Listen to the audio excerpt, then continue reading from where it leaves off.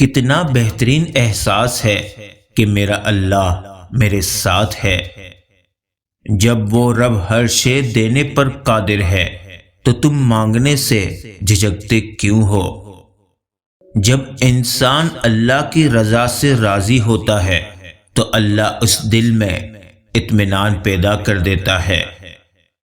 بس اللہ ہی بہترین محافظ ہے اور وہ سب مہربانوں سے بڑا مہربان ہے۔ پوچھتے ہیں میرے سکون کی وجہ، مسکرا کے کہہ دیتا ہوں میرا اللہ میرے ساتھ ہے۔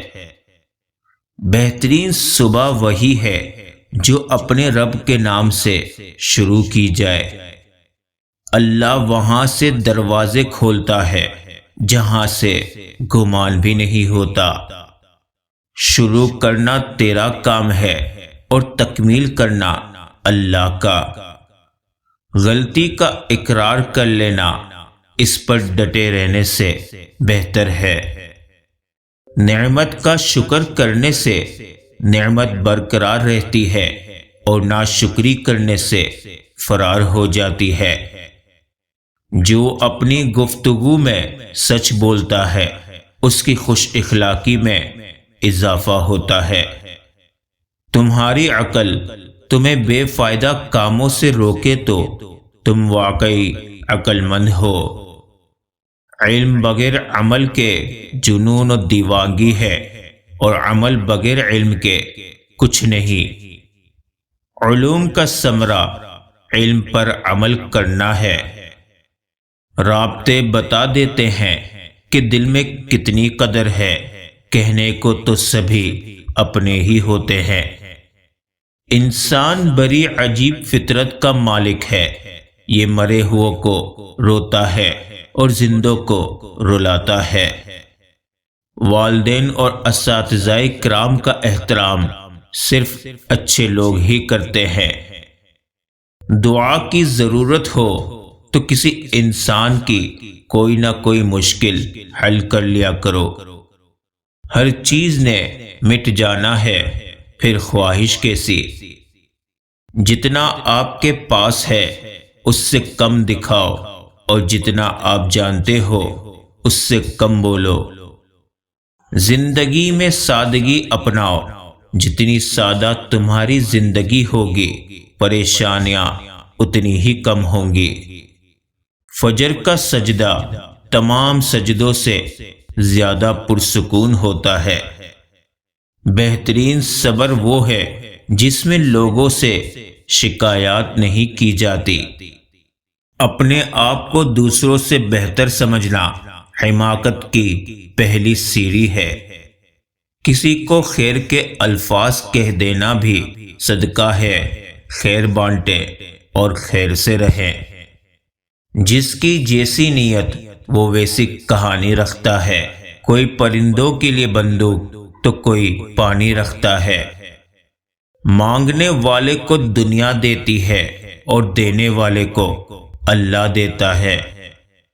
جس نے سکھ میں شکر ادا کیا اس نے دکھ میں رب کو بہت قریب پایا۔ جانتے ہو دعا کیا ہے؟ اپنی ہر پریشانی اللہ کو بتا کر بے فکر ہو جانا۔ بدترین شخص وہ ہے جو توبہ کی امید پر گناہ کرے۔ پردہ رکھنا سیکھے بالکل ویسے ہی جسے اللہ رب العزت نے ہمارا رکھا ہوا ہے۔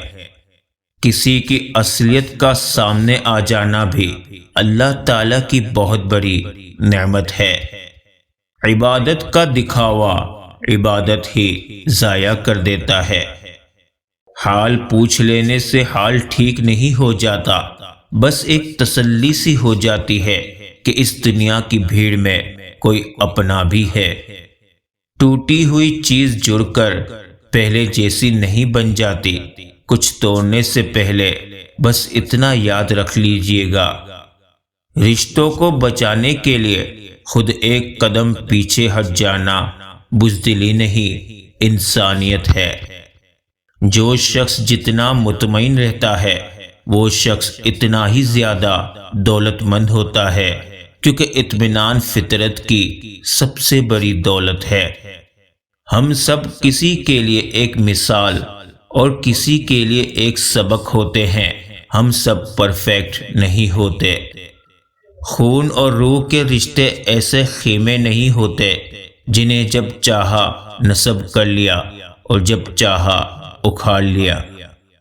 اگر آپ کا ضمیر اور نیت صاف ہے تو اس بات سے کوئی فرق نہیں پڑتا کہ کوئی آپ کو اچھا کہے یا برا۔ آپ اپنی نیت پر جانچے جائیں گے، دوسروں کی سوچ پر نہیں۔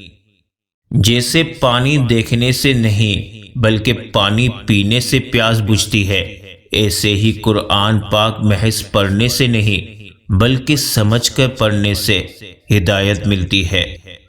جب تمہارے سامنے قرآن پڑھا جائے تو اسے توجہ سے سنا کرو اور خاموش رہا کرو تاکہ تم پر رحم کیا جائے۔ ہوں گی تمہارے پاس زمانے بھر کی ڈگریاں، گھر پر رکھا قرآن نہ پڑھ پاؤ تو ان پڑھ ہو تم۔ پرندے چومنے آتے ہیں میرے ہاتھوں کو، کوئی تو ہے جو سمجھتا ہے میری باتوں کو۔ اللہ بے خبر نہیں ہے، وہ واقف ہے تمہارے صبر سے۔ نماز کے لیے دنیا کو چھوڑ دو لیکن دنیا کے لیے نماز کو نہیں چھوڑو، یہی تمہاری اصل کامیابی ہے۔ انسان کا زوال تب شروع ہوتا ہے جب وہ اپنے مخلص لوگوں سے منافقت شروع کر دیتا ہے۔ بے سبب بولتے رہنے کی جو عادت ہوگی، ہر کسی شخص کو پھر تم سے شکایت ہوگی۔ ظالم کے ظلم سے نہیں، صابر کے صبر سے ڈرو۔ تکبر حق کی مخالفت کرنے اور لوگوں کو حقیر جاننے کا نام ہے۔ انجان لوگوں میں اپنے آپ کو تراشے بنا جگہ بنانا مشکل ہوتا ہے۔